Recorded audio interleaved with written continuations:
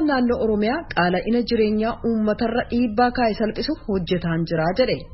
Godina Gujii keessaa uummanni 300,000tti tilmaamamu gargaarsa midhaan nyaataa kan hatattamaa eeggachuun gabaasamee jira. Lamaanuu gabaasaalee oduu boodaati. Akka mul'atan oduuwwan keenya har'aa kunooti. Itti gaafatamtoonni biiroolee nageenyaa naannolee Sidaamaa, Oromiyaa fi bulchiinsa Kibbaa magaalaa Hawaasaa keessatti wal ga'uudhaan Itoophiyaa diiguudhaaf yaalii gochaa jira garee jedhan. Isa mootummaan Itoophiyaa Onag Shanee jedhee waamu waliin barbadeessina jechuudhaan waliigaltee akka taasisanii gabaasni Yoonaataan Zebidiyoos Hawaasaa irraa ergee ibseera.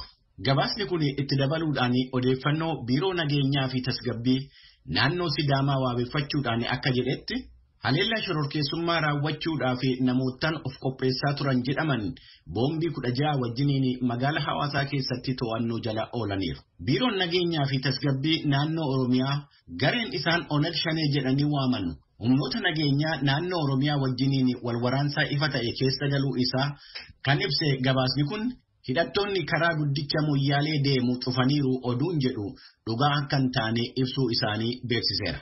Gareen mootummaan Onag Shanee jedhee shororkeessummaatti ramade isaan immoo waraana bilisummaa Oromoo jedhanii of waaman adda bilisummaa uummata Tigraay yookaan Hiwaatii waliin hariiroo waraanaa tolfachuun isaanii erga gabaasamee as naannoo Oromiyaatii fi daangaalee irratti namootni nagaan ajjeefamaa jiraachuu isaanii gabaasni Yoonaataan Zebidiyoos ibseera. Gareen Taalibaan Afgaanistaaniin qabachuun isaa gareewwan adda addaa warreen akka Al-Shabaab kakaasuu danda'a yaaddoon jedhu ol ka'aa deemaa jira. Akka beektonni yaada kennan jedhanitti yemmuu yookiin yoo humni naga eegdota addunyaa Somaaliyaa keessa jiru biyyattii mootummaa Somaaliyaatti dhiisee ba'e wanti amma Afgaanistaan keessatti ta'aa jiru Somaaliyaa keessattis ta'uunsaa hin oolu. Erga dhaabbanni miidiyaa Somaaliyaa keessa jiru kan Al-Shabaabiin deeggaru Taalibaan Afgaanistaaniin qabachuu isaatii fi gammachuu isaa ibsee booda hangawaan humna tikaa Somaaliyaa duraanii Abdul